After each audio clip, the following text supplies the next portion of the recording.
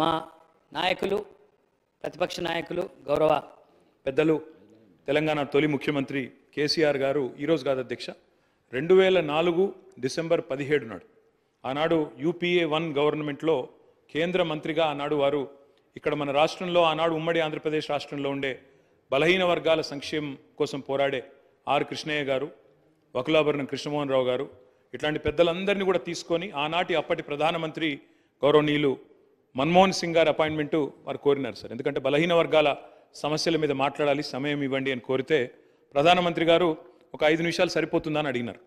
5 నిమిషాలు కాదు సార్, ముఖ్యమైన సమస్య మీకు వివరంగా చెప్పాలి, దయచేసి ఒక 40 నిమిషాలు టైం ఇవ్వండి అంటే దాదాపు ప్రధానమంత్రి మన్మోహన్ సింగ్ గారు గంటన్నర సమయం ఇచ్చి డిసెంబర్ 17, 2004 అధ్యక్ష, నేను తేదీతో సహా చెప్తా ఉన్నా, ఆ రోజు పోయి కలిసి సవివరంగా వారికి ఎక్స్ప్లెయిన్ చేయడమే కాకుండా ఆ రోజు పెట్టిన డిమాండ్ కూడా ఒకటే సార్. మా పార్టీ తరఫున ఆనాడు కేంద్ర మంత్రిగా కేసీఆర్ గారు చెప్పిన మాట, అన్ని రాష్ట్రాల్లో బీసీ వెల్ఫేర్ మంత్రిత్వ శాఖలు ఉన్నాయి, కేంద్రంలో లేకపోవడం అనేది శోచనీయం, బాధాకరం.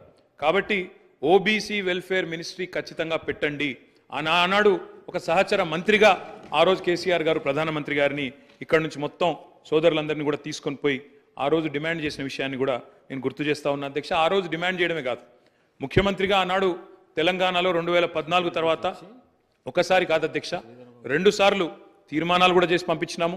ఆనాడు మళ్ళీ ప్రధానమంత్రి నరేంద్ర మోడీ గారికి కూడా విజ్ఞప్తి చేసినాం, ఓబీసీ వెల్ఫేర్ మినిస్ట్రీ పెట్టండి, పెట్టినట్టయితేనే మీరు బడ్జెట్లో కనీసం 5% పెట్టినా 2 లక్షల కోట్లు వస్తుంది భారతదేశంలోని బలహీన వర్గాలకు అని చెప్పి డిమాండ్ చేసిన పార్టీ బీఆర్ఎస్ పార్టీ అనే మాట కూడా నేను మళ్ళొకసారి గుర్తు చేస్తా ఉన్నా అధ్యక్ష. ఈ తీర్మానాన్ని స్వాగతిస్తూనే కేవలం 2 విషయాలు మాత్రం గౌరవ మంత్రి గారి దృష్టికి, ప్రభుత్వ దృష్టికి నేను తీసుకొని పోవాలనుకుంటున్నాను సార్.